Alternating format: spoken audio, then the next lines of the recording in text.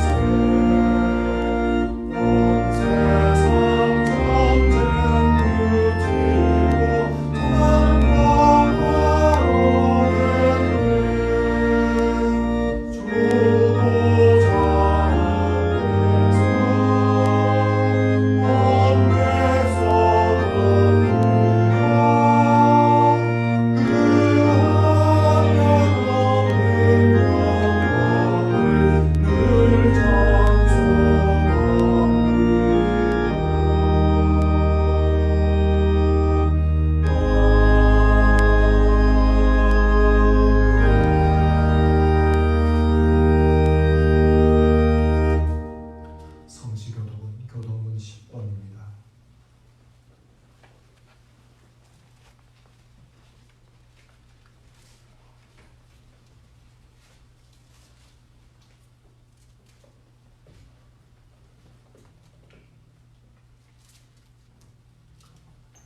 하나님이여 나를 지켜주소서. 내가 주께 피하나이다. 내가 여호와께 주는 나의 주님이시요 주 밖에는 나의 복이 없다 하였나이다. 땅에 있는 성도들은 존귀한 자들이니 나의 모든 즐거움이 그들에게 있도다. 다른 신에게 예물을 드리는 자는 괴로움이 더할 것이다. 나는 그들이 드리는 피의 전제를 드리지 아니하며 내 입술로 그 이름을 부르지 아니하리로다. 여호와는 나의 산업과 나의 잔의 소득이시니 나의 분깃을 지키시나이다. 내게 줄로 재어준 구역은 아름다운 곳에 있으며 나의 기업이 실로 아름답도다. 나를 훈계하신 여호와를 송축할지라. 밤마다 내 양심이 나를 교훈하도다. 내가 여호와를 항상 내 앞에 모시며 그가 나의 오른쪽에 계심으로 내가 흔들리지 아니하리로다. 아멘. 이 시간 지나간 한 주간의 우리의 삶을 돌아보기를 원합니다. 주님의 뜻과는 너무도 어긋나게 살았습니다. 주님은 우리에게 내가 거룩한 것과 같이 너희도 거룩하라 명하셨건만 우리들은 죄 가운데 거하였습니다. 주님은 우리에게 생명으로 인도하는 좁은 문으로 들어가기를 힘쓰라 하셨건만 우리는 멸망으로 이어진 넓은 길을 좋아했습니다. 경건한 생활을 외면한 채 육신의 쾌락을 추구했습니다. 이 시간 가슴을 치며 우리의 죄를 고백하는 회개의 기도를 다 함께 침묵 가운데 드리시겠습니다.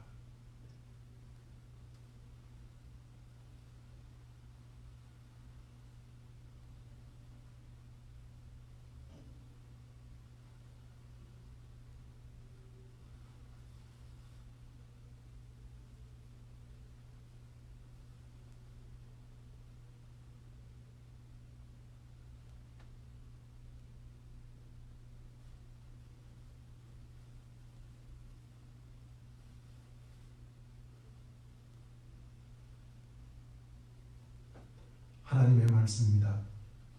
여호와께서 말씀하시되 오라 우리가 서로 변론하자. 너희의 죄가 주홍 같을지라도 눈과 같이 희어질 것이요 진홍같이 붉을지라도 양털같이 희게 되리라. 아멘. 사도신경으로 우리의 신앙을 고백하겠습니다. 나는 전능하신 아버지 하나님 천지의 창조주를 믿습니다. 나는 그의 유일하신 아들 우리 주 예수 그리스도를 믿습니다. 그는 성령으로 잉태되어 동정녀 마리아에게서 나시고 본디오 빌라도에게 고난을 받아 십자가에 못 박혀 죽으시고 장사된 지 사흘 만에 죽은 자 가운데서 다시 살아나셨으며 하늘에 오르시어 전능하신 아버지 하나님 우편에 앉아 계시다가 거기로부터 살아있는 자와 죽은 자를 심판하러 오십니다. 나는 성령을 믿으며 거룩한 공교회와 성도의 교제와 죄를 용서받는 것과 몸의 부활과 영생을 믿습니다. 아멘. 이 시간 박형석 장로님께서 우리를 대표해 기도해 주시겠습니다.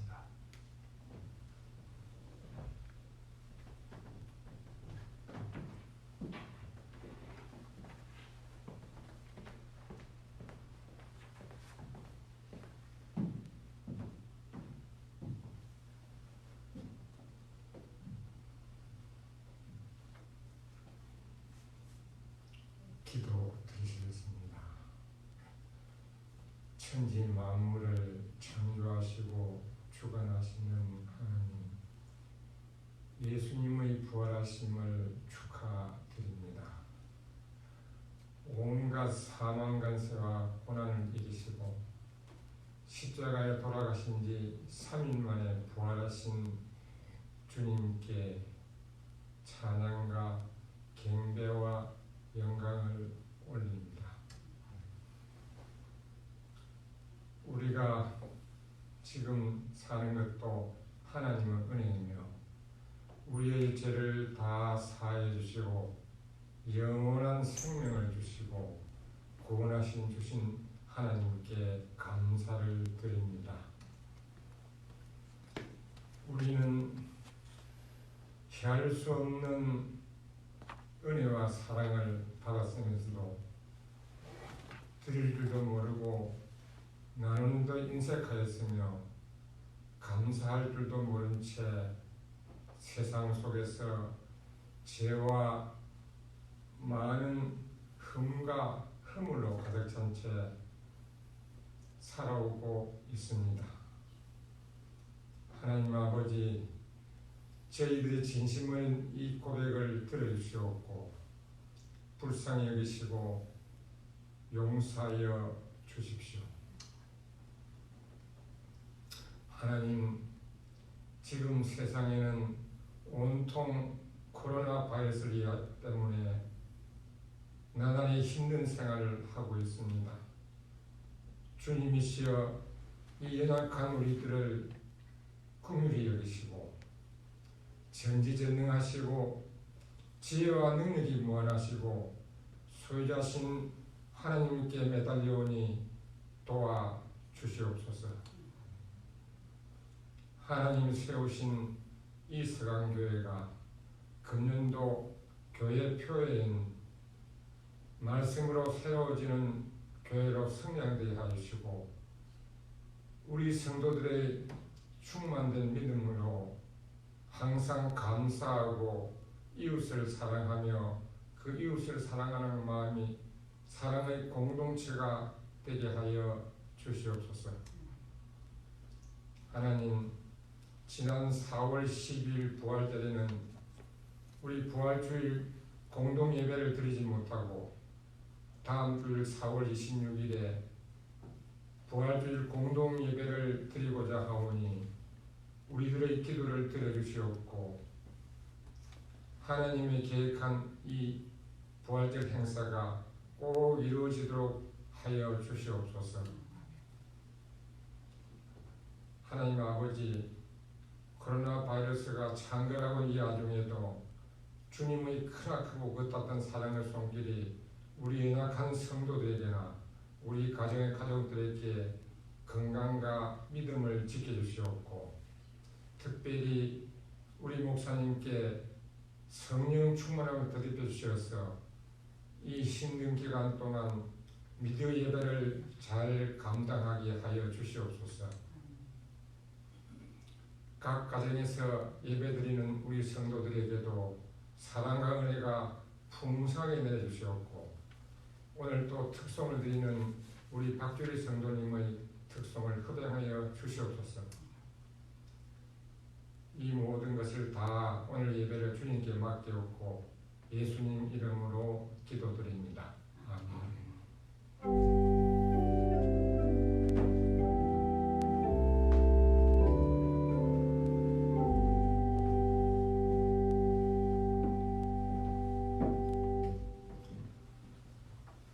오늘 우리에게 주시는 하나님의 말씀은 마태복음 28장 11절로부터 15절까지의 말씀입니다.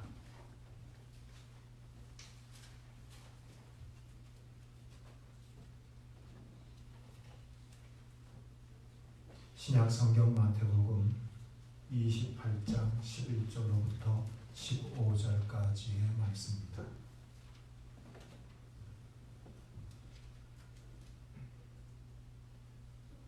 제가 하나님의 말씀을 봉독하겠습니다.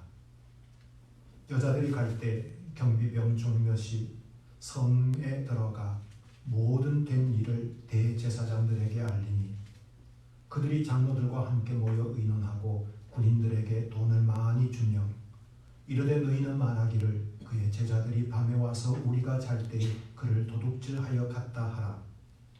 만일 이 말이 총독에게 들리면 우리가 권하여 너희로 근심하지 않게 하리라 하니 군인들이 돈을 받고 가르친 대로 하였으니 이 말이 오늘날까지 유대인 가운데 두루 퍼지니라.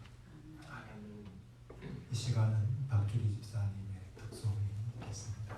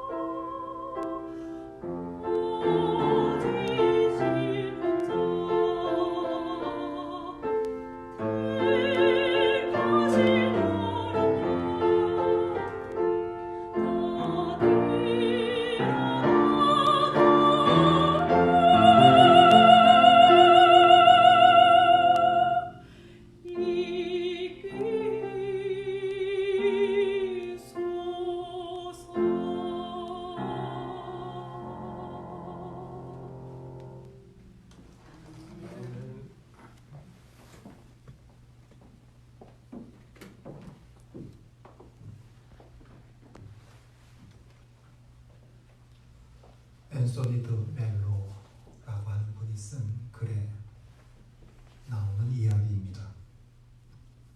본당 신부가 기도를 드리려는데 창밖에 아이들이 떠들고 노는 바람에 신부님의 마음에 노여운 마음이 들었습니다. 아이들을 쫓아내려고 신부는 창문을 열고 소리를 질렀습니다. 얘들아, 저 아래 강에 어서 달려가 보려. 무시무시한 괴물이 숨을 쉬는데 콧구멍으로 불꽃이 들락날락 거리는 게 보일 게다. 괴물이 나타났다는 이야기에 아이들은 곧장 강으로 달려갑니다. 아이들만 아니라 괴물이 나타났다는 소문이 어느새 마을 전체에 쫙 퍼져서 너도 나도 괴물을 보려고 강 쪽으로 몰려가고 있었습니다. 이 광경을 본 본당 신부도 구경꾼들 틈에 끼어 강으로 달려갑니다. 십리 밖에 강을 향하여 헐레벌떡 뛰어가면서 신부는 속으로 생각합니다. 실은 내가 지어낸 이야기이지만 그래도 누가 알아? 라고 하며 달려갑니다. 자신이 지어낸 이야기를 사실인 양 믿고 달려가는 신부의 모습, 이 모습이 오늘 성경 본문 말씀에서 등장하는 경비병중 몇 사람의 모습을 너무도 닮아 있습니다. 경비병들, 이들이 예수님의 무덤을 지키고 있었습니다. 예수님께서 십자가에 달려 돌아가시자 대제사장들과 바리새인들이 긴급히 모여 의논한 적이 있었습니다. 예수님께서 살아생전에 부활하실 것을 말씀했던 것을 기억했던 이들은 예수의 제자들이 시체를 훔쳐갈 가능성이 있다고 생각한 겁니다. 그래서 저들은 먼저 빌라도에게 무덤을 지켜달라고 청했지만 빌라도는 거절했습니다. 오히려 빌라도는 너희들에게도 경비병이 있지 않느냐? 그들로 하여금 무덤을 지키게 하라 라고 했습니다. 이 경비병들은 그러니 로마 군인이 아니라 대제사장 휘하의 병력들이었습니다. 이들의 주 임무는 대제사장의 지시를 받아 성전을 지키고 성전의 질서를 유지하는 데 쓰임받던 사람들이었습니다. 대제사장들은 바로 이들 경비병들로 하여금 예수님의 무덤을 지키게 했던 겁니다. 그들이 무덤을 지킨 지 사흘째가 되는 날, 예수님이 부활하신 그날, 경비병 중 몇이 황급히 대제사장들을 찾아갑니다. 그리고는 그 모든 일들을 알렸다라고 성경은 말합니다. 그들이 알린 모든 일이 뭘까? 무슨 일을 알렸을까? 그들이 알린 모든 일이란 그들이 목격한 예수님의 무덤에서 일어난 일, 그걸 알린 것이라고 할 수 있습니다. 그들이 목격했던 것은 이랬습니다. 새벽에 여인들이 예수님의 무덤을 찾아온 것을 그들은 보았습니다. 큰 지진이 일어난 것도 그들은 체험했습니다. 천사가 내려와 무덤을 막았던 돌을 굴려내고 그 위에 앉은 것도 보았습니다. 이들은 그 광경에 얼마나 충격을 받았던지 성경은 이렇게 말합니다. 지키던 자들이 그를 무서워하며 떨며 죽은 사람과 같이 되었더라 하고 말합니다. 그들이 천사가 여인들에게 했던 말, 그가 여기 계시지 않고 그가 말씀하신 대로 살아났느니라, 와서 그가 누우셨던 곳을 보라 라고 했던 이 말을 들었는지는 확실치 않습니다. 경비병이 말입니다. 하지만 그들은 무덤 문이 열리고 무덤이 비어 있는 것, 그걸 목격했습니다. 그리고 그게 무엇을 의미하는지로 저들은 분명히 알았을 것입니다. 그래서 대제사장에게 달려간 겁니다. 그래서 자신들이 목격한 것을 대제사장들에게 전했던 것입니다.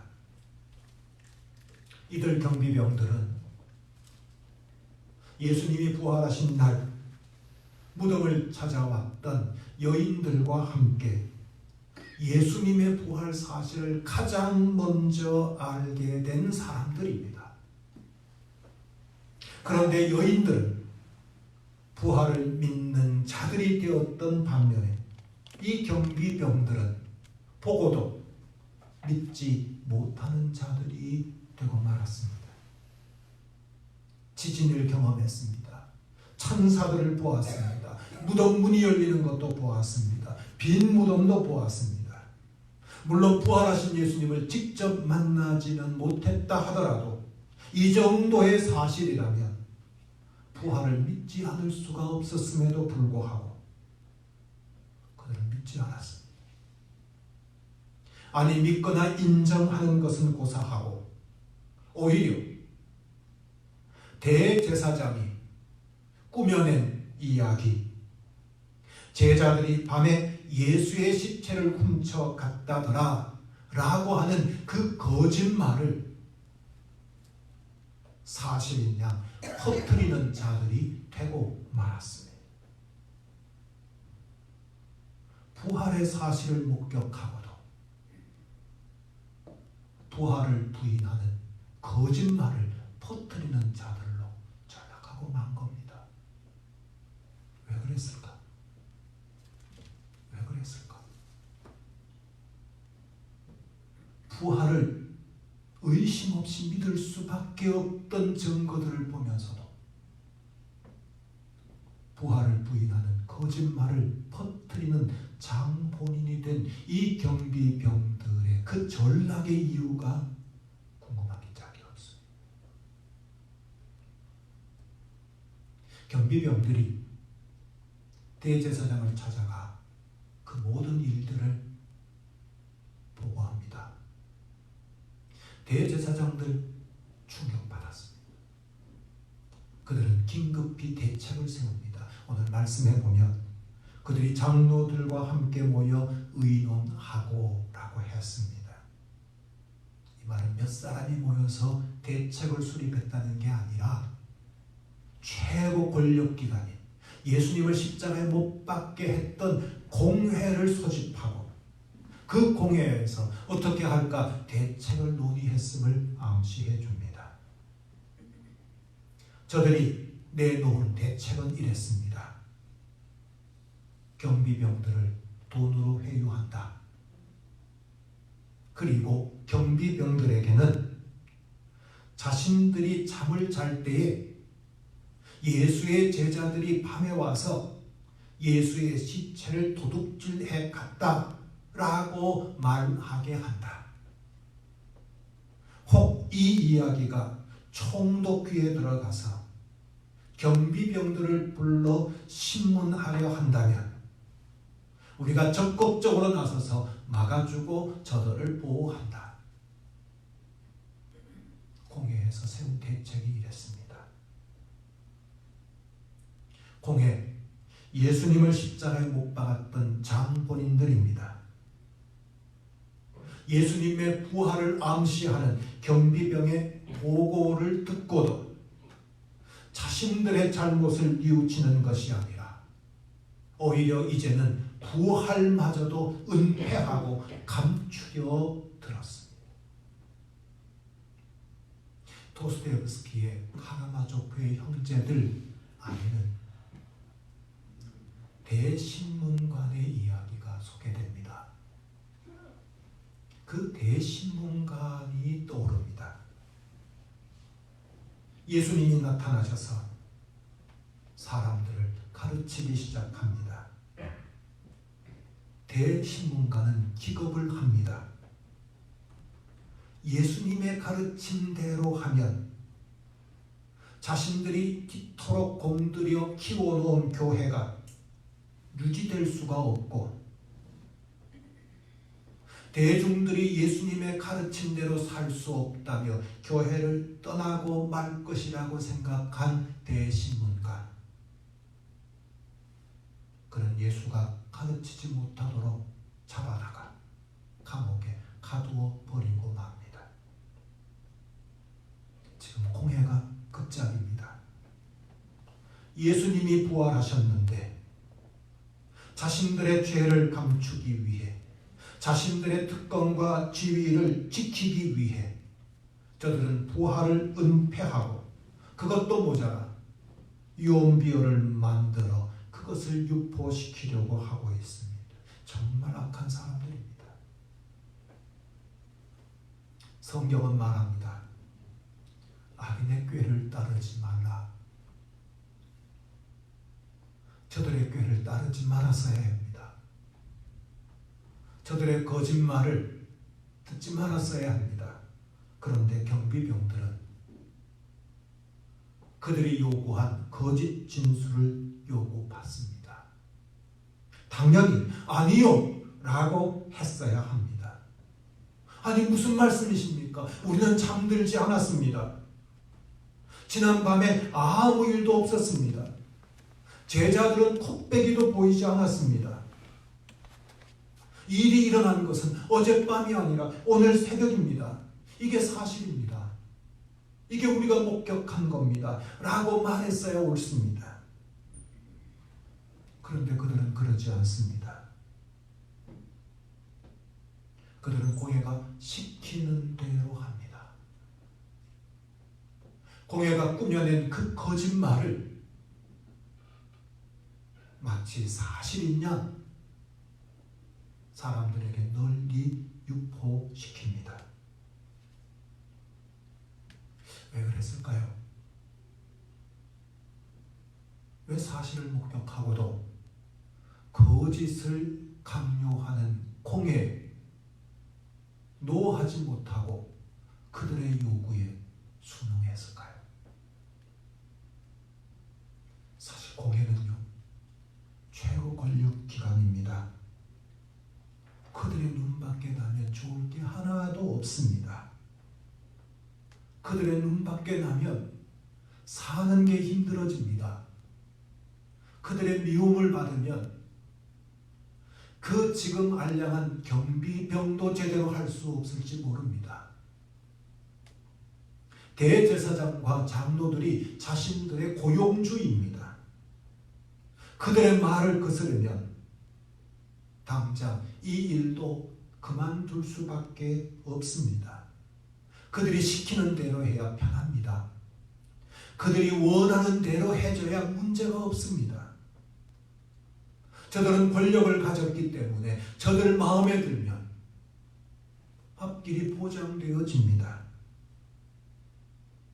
그 같은 이유 때문에 경비병들은 공회의 요구에 노하지 못하고 순응했습니다. 사실대로 말하면 저들은 사람을 두려워한 겁니다. 다수를 두려워했고요, 힘 있는 사람을 두려워한 겁니다.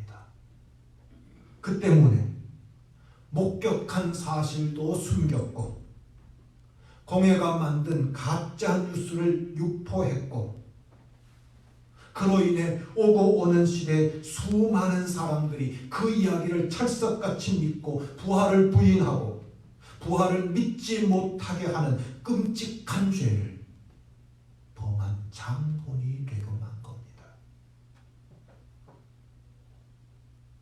부활을 부인하는 이야기를 퍼뜨렸던 그 이면에는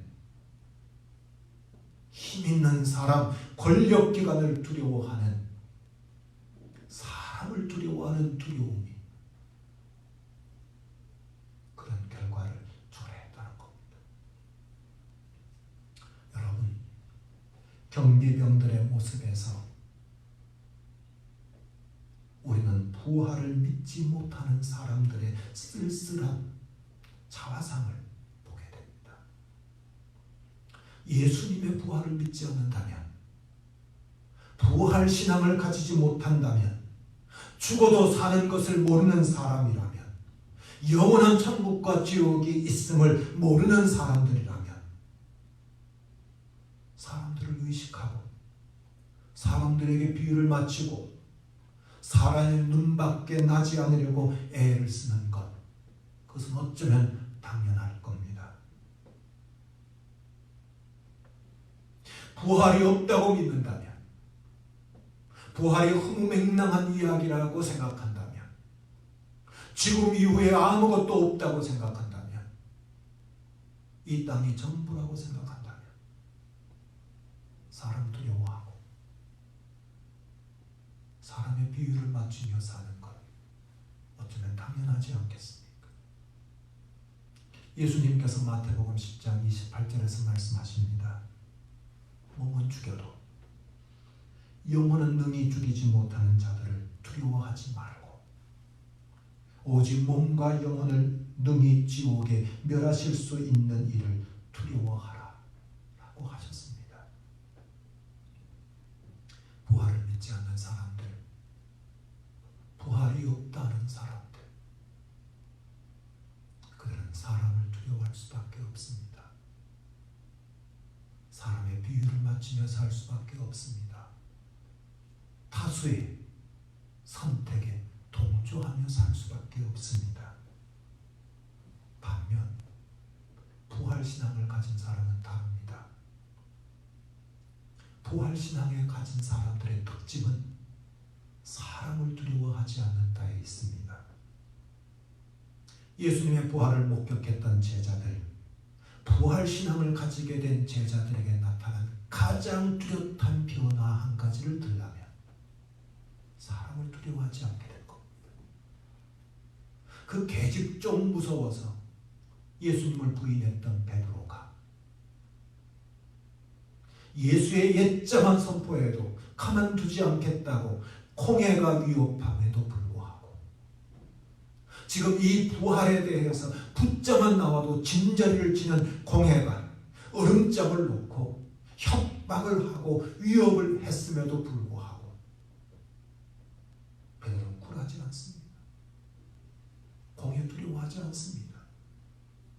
오히려 담대하게 하나님의 말씀을 증거합니다. 부활하신 주님을 만난 사도 바울, 그는 이렇게 고백합니다. 갈라디아서 1장 10절에 이제 내가 사람들에게 좋게 하려, 하나님께 좋게 하려, 사람들에게 기쁨을 구하려, 내가 지금까지 사람들의 기쁨을 구하였더라면 그리스도의 종이 아니니라.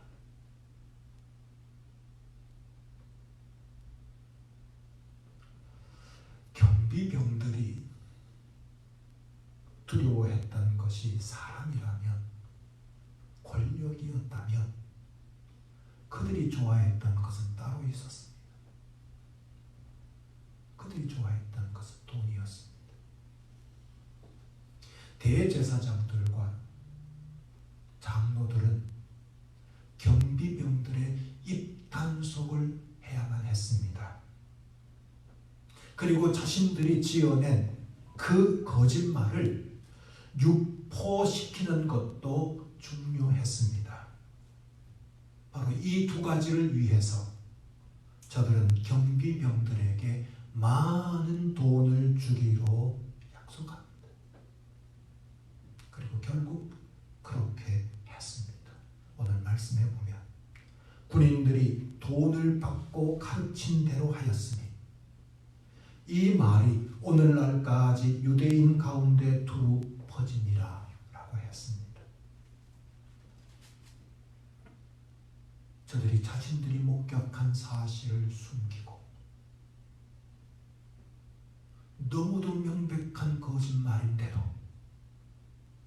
제사장들이 대제사장들이 지어낸 그 거짓말을 사람들에게 사실인 양 유포시키고 알리게 된 것, 대제사장들이 협박해서가 아닙니다. 저들이 돈을 주었기 때문에 많은 돈이 저들을 이렇게 만들어 버린 겁니다. 우리는 가룟 유다를 잘 알고 있습니다. 돈을 좋아했던 가룟 유다, 그는 대제사장을 찾아갔고 그들에게서 은 30세겔을 받고는 예수님을 저들에게 팔아 넘겨버렸습니다. 그리고 지금 경비병들은 사실을 은폐하고 지어낸 이야기를 천연덕스럽게 사실이라며 퍼뜨립니다. 평범한 사내였을 것이고 특별히 문제 많은 사람들이 아니었을 이들이 이렇게 거짓말쟁이가 되고 가짜뉴스의 유포자가 되어지고 범죄자로 전락시킨 것, 그게 바로 돈이라는 사실이 놀랍기 그지없습니다. 그러고 보면 여러분, 예수님의 죽으심과 예수님의 죽음에, 예수님의 부활에는 모두 돈이 관련되어 있습니다. 저들이 주인공은 아니지만 예수님의 죽으심과 예수님의 부활에 모두 돈이 관련되어 있음을 보게 됩니다. 누구는 돈을 받고 예수님을 죽음에 넘겨주었고, 누구는 돈을 받고 예수님의 부활을 은폐하고 부인하는 이야기를 유포시켰습니다. 적어도 여기에 가담된 이들에게는 돈이 그 어떤 것보다도 소중했습니다. 돈이 예수님보다 더 소중했습니다. 돈이 예수님보다 더 높은 우상의 자리를 차지했던 것입니다. 예수님의 부활 사실을 보면서도 믿지 않았던, 그래서 부활신앙 없었던 경비병들이 정말 믿고 의지한 것이 돈이라고 하는 사실은 우리에게 아이러니로 다가옵니다. 부활을 믿지 않은 사람들, 부활신앙을 갖지 못한 사람들, 부활이 없다 하는 사람들, 무엇을 믿고 무엇을 의지할까? 부활이 없다고 하는 사람들, 부활이 허무맹랑한 이야기라 하는 사람들, 죽음이 끝이라고 생각하는 사람들에게는 아마도 이 땅 여기가 전부일 겁니다. 그리고 여기에서 가장 중요한 것은 다름 아닌 돈이라고 생각할 겁니다. 그래서 돈을 의지하고 돈을 붙잡으려고 하고 돈을 위해서라면 어떤 위험도 감내하며 삽니다. 비슷한 시기를 살았고 지금까지도 영향력을 끼치고 있는 세 명의 사상가들이 있습니다. 니체와 프로이드와 그리고 마르크스입니다. 이들은 모두 공교롭게도 인간의 행동의 근원적인 동기를 탐색하고 탐구했습니다. 인간을 움직이는 힘을 저들은 탐구했던 겁니다. 그 결과로 니체는 인간을 움직이는 동기를 권력으로 꼽았습니다. 프로이드는 성을 꼽았습니다.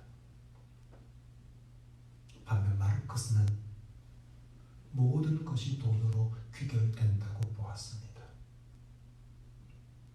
사실 이들의 사상가들이 진단한 진단은 오늘 이 시대에 마치 입증된 것처럼 보입니다. 오늘날 권력과 성과 그리고 돈의 마력은 실로 엄청납니다. 특히 돈의 마력은 갈수록 정도가 더해지고 있는 것을 우리는 지금 체감하고 있습니다. 사람들은 돈의 힘, 혹은 동의 충동에서 자유롭지 못합니다. 오히려 이제는 돈을 맹목적으로 따르는 존재로 인간이 전락하고 있습니다. 돈의 신인 만몬이 이제는 인간의 최고의 우상이 되어 있습니다. 돈 때문에 살고, 돈 때문에 헤어지고, 돈 때문에 살해하고, 돈 때문에 죄인으로 전락하는 것도 서슴지 않습니다. 예수님은 이미 경고하신 적이 있습니다. 마태복음 6장 24절에서 너희가 하나님과 재물을 겸하여 섬기지 못하느니라. 부활신앙이 없는 사람들에게는 부활하신 예수가 존재하지 않는다는 사람들에게는 실은 다른 것이 그 자리를 차지합니다. 경비병처럼 돈이 저들의 우상이 되고 마는 겁니다. 그러나 부활신앙을 가진 사람은 다릅니다. 부활신앙을 가진 사람은 그렇지 않습니다. 예수님의 부활을 목격하고 부활신앙을 가지게 된 베드로가 어느 날 성전에 올라갑니다. 그때 나면서부터 걷지 못하는 사람이, 구걸하며 연명하는 사람이 베드로에게 무언가 얻을 것이 있을까 싶어 손을 내밀며 구걸을 합니다. 그때 베드로가 그 사람에게 말합니다.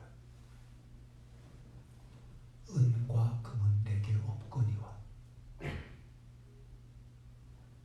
내게 있는 것을 네게 주노니 곧 나사렛 예수의 이름으로 일어나 걸어라 라고 했습니다. 베드로에게는 은과 금은 없었습니다. 아니, 베드로는 은과 금을 위해 사는 사람이 아니었습니다. 어떻게 하면 은과 금을 더 많이 모을까가 그의 관심사가 아니었습니다. 그는 이미 충분히 부자입니다. 이미 충분히 만족하고 있습니다. 자신에게 가장 소중한 것을 가진 사람이기 때문에 그렇습니다. 그에게 가장 소중했던 것은 나사렛 예수 그리스도이셨습니다. 부활신앙을 가진 베드로만 아니라 부활신앙을 가진 모든 사람들에게 가장 소중한 것은 돈이 아닙니다. 예수 그리스도입니다. 예수 그리스도가 사는 이유이고 죽는 목적이기도 합니다. 살아도 그리스도를 위하여, 죽어도 그리스도를 위하여 죽는 것. 부활신앙을 가진 사람입니다. 그보다 더 소중한 게 없기 때문입니다.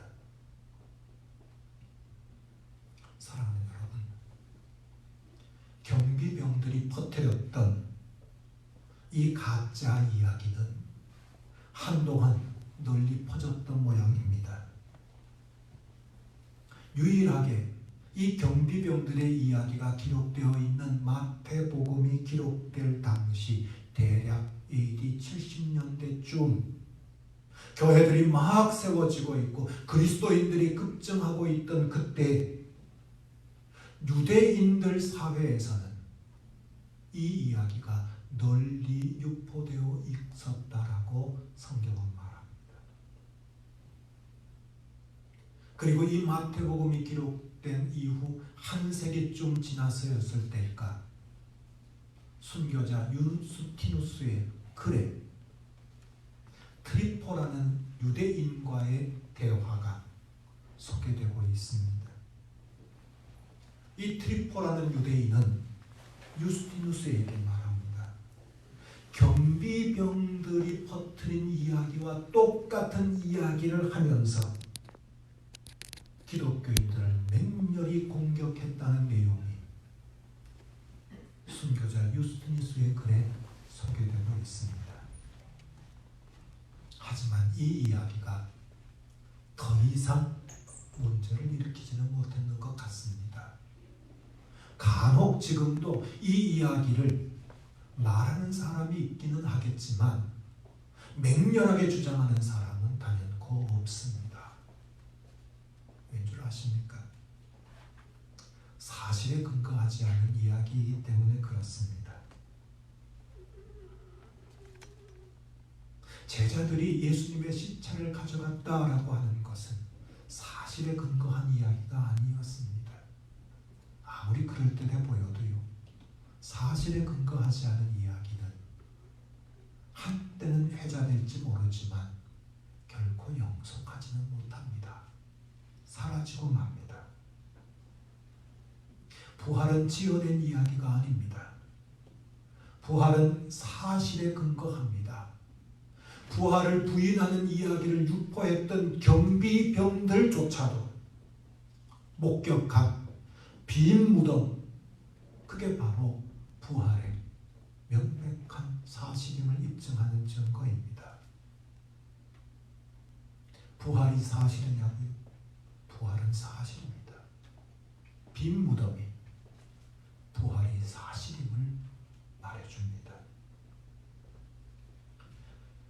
부활은 사실에 근거한 이야기이기 때문에 아무리 사람들이 은폐하려고 하고 아무리 그 이야기가 퍼져나가지 못하도록 회유하고 심지어 핍박하고 박해함에도 불구하고 그 이야기는 생명력 있는 이야기로 퍼져나간, 그로부터 2000년 지난 오늘까지도 그 이야기는 이어지고 있는 겁니다. 부활은 지어낸 이야기가 아니라 사실에 근거한 이야기이라는 것을 말합니다. 여러분, 우리는 이 부활을 믿는 사람입니다. 부활이 허구가 아니라 사실이라고 하는 것을 믿는 사람들입니다. 만약 그런 우리가 사람을 두려워하는 사람으로 살고 있고 돈에 아둥바둥 돈의 노예로 살고 있다면 부끄러운 모습 아니겠습니까? 경비병의 모습과 다를 바가 어디에 있겠습니까? 부활을 믿는다고 하는 것은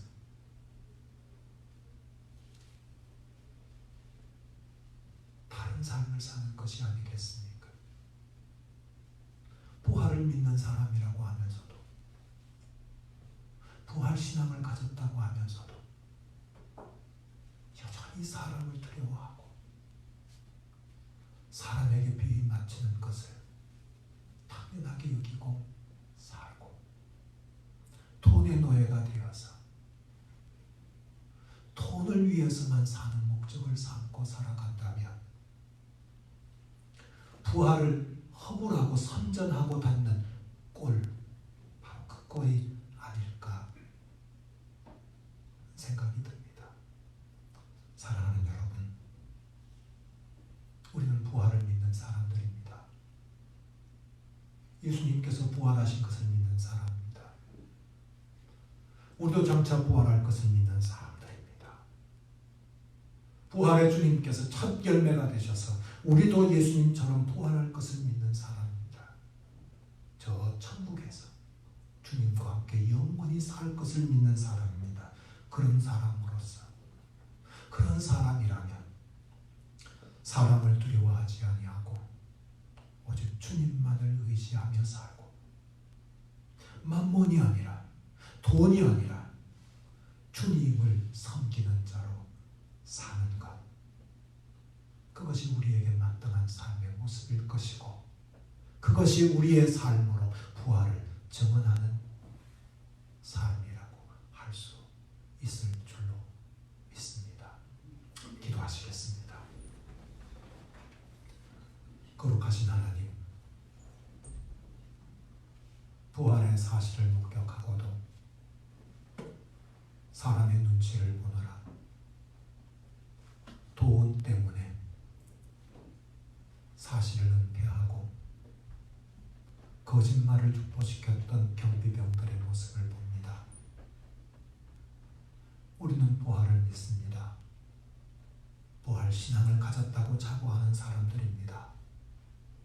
그런데 부활 신앙을 가졌다고 하는 우리의 모습에서 저 경비병들처럼 사람을 좋아하고 사람을 두려워하고 사람들의 눈치를 보기에 급급하며 사는 모습, 혹은 돈의 노예가 되어 사는 모습을 본다면 얼마나 부끄러운 모습이겠습니까?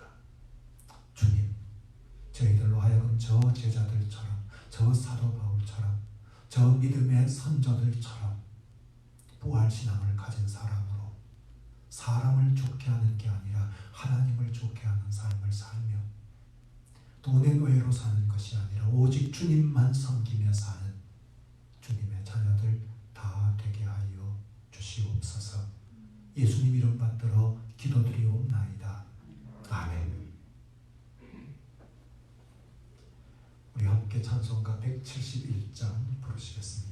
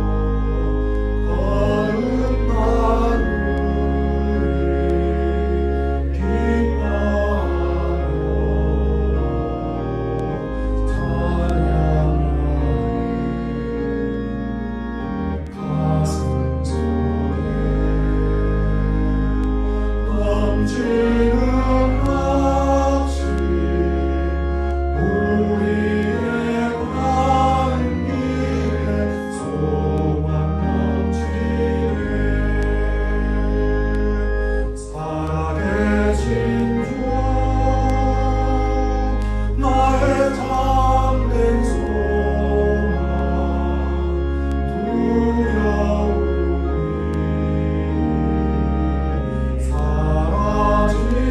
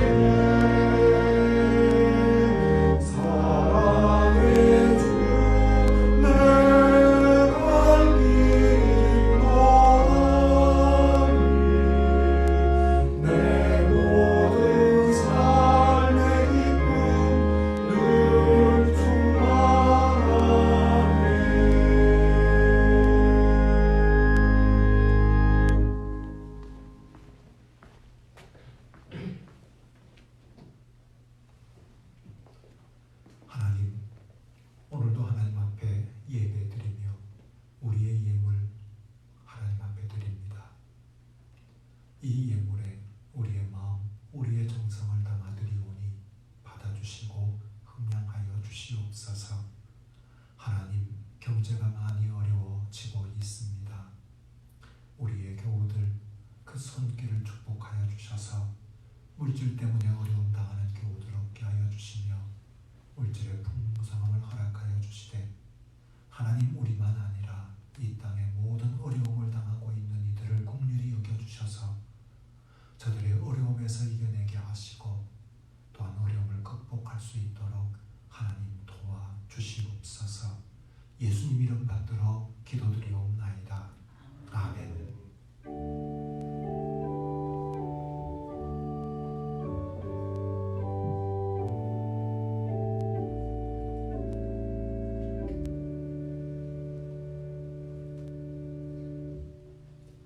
교회 소식 몇 가지 알려드리겠습니다.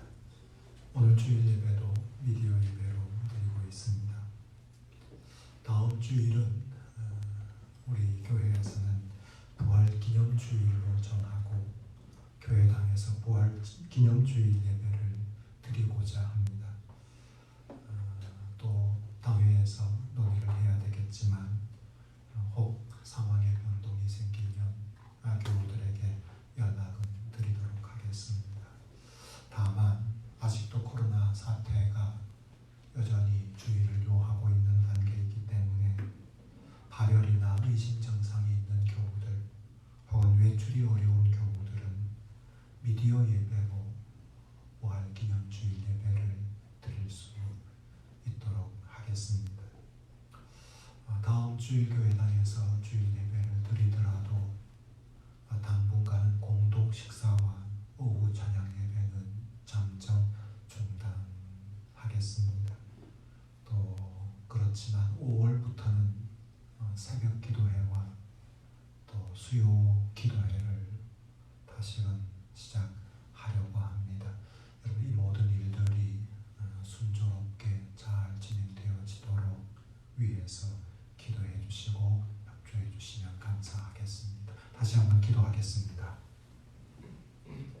지금은 우리 주 예수 그리스도의 은혜와 하나님 아버지의 만극하신 사랑하심과 성령님의 인도하시며 교통하시는 역사가 부활을 확고히 믿는 자로서 오직 주님만 의지하며 주님만 사랑하며 주님만 섬기기로 결단하는 머리 숙인 모든 성도들 머리 위에와 우리의 가정 위에와 우리의 교회 위에 지금으로부터 영원토록 함께 하옵시기를 간절히 축원하옵나이다.